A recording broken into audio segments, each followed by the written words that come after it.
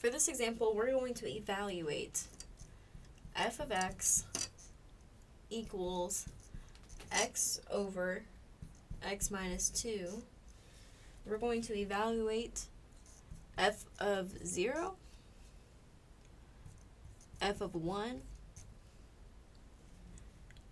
f of 2, and we need to find x when f of x equals 5.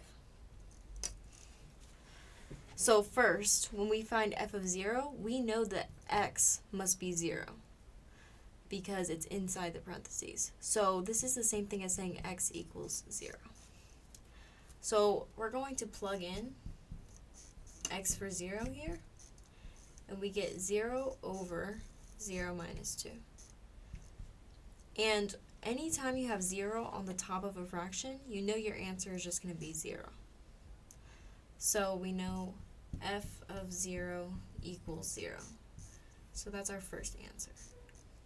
Now our second one says to find f of 1.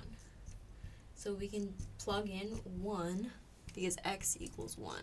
So we can plug in 1 wherever we see x. 1 over 1 minus 2. Here we get 1 over negative 1. And 1 divided by negative 1 is negative 1. So f of 1 is negative 1. So that's our second answer. Now we have to find f of 2. F of 2, we plug in 2 wherever we see x. So 2 over 2 minus 2. Now we get 2 over 0. But anytime you have 0 on the denominator of a fraction, your answer is undefined. So that's our third answer. Now we have to find x when f of x equals 5. So this is saying something different. This doesn't tell us that x is 5, it tells us that f of x is 5.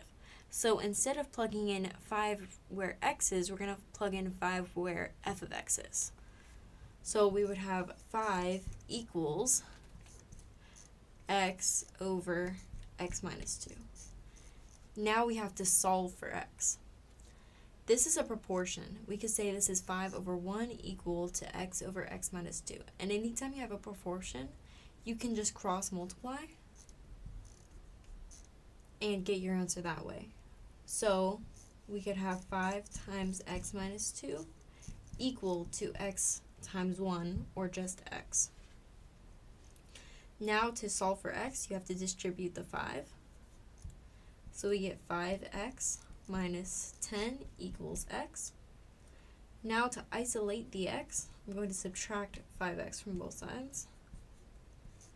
Get negative 10 equals negative 4x. I can divide by negative 4 on both sides. And x equals, if I reduce this, this becomes 5 over 2. So that's our last answer.